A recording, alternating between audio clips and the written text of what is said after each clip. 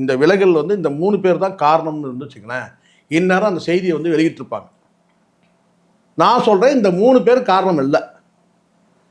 இந்த 3 பேரை தாண்டி ஏதோ ஒரு அரசியல் காரணம் இருக்குது. சில பேர் சொல்கிறான், அவன் கேட்டால் அதுக்கு பிஜேபி காரணமா, டிஎம்கே காரணம். நான் அதுக்குள்ளே போகவே இல்லை. அதுதான் நான் சொல்கிறேன். அரசியல் காரணம், அந்த அரசியல் அழுத்தம் யாருக்கு இருந்து வந்திருக்குன்னு நம்ம சொல்ல முடியாது. ஆனால் அரசியல் காரணம் இருக்க வாய்ப்பு இருக்குது. காரணம் என்ன, குஷ்பு வந்து அவங்க ஒரு அரசியல் பயணம் அவங்கக்கிட்ட இருக்குது, இவருக்கு ஒரு அரசியல் பயணம் இருக்குது, கமலுக்கு ஒரு அரசியல் பயணம் இருக்குது. 2026 தேர்தல் வருது, 2 பேருமே களமாடுவாங்க. 2 பேருமே வந்து பார்த்தீங்கன்னா வந்து கேண்டிடேட்டாக கூட அறிவிக்கப்படலாம். அப்போ எதிரெதிர் அரசியல் பண்ணிட்டு இருக்கும்போது பார்த்தீங்கன்னா அங்கே சம்பளத்துக்கு வேலை செய்கிற இடத்துல யார் போகிறாங்க? இப்போ இந்த இடத்துல ஒன்று எடுத்துங்க, புரிஞ்சுங்க. இப்போ கமல் வந்து நடிக்கிறார், தயாரிப்பாளர் அவர் கிடையாது, ரஜினி நடிக்கிறார், 2 பேரும் சேர்ந்து நடிக்கிறாங்க. அந்த படத்துக்கு வந்து சுந்தர் சி வந்து டைரக்ட் பண்ணுறாருன்னா பிரச்சனையே இல்லை. அங்கே தயாரிப்பாளராக யார் இருக்கிறாங்க?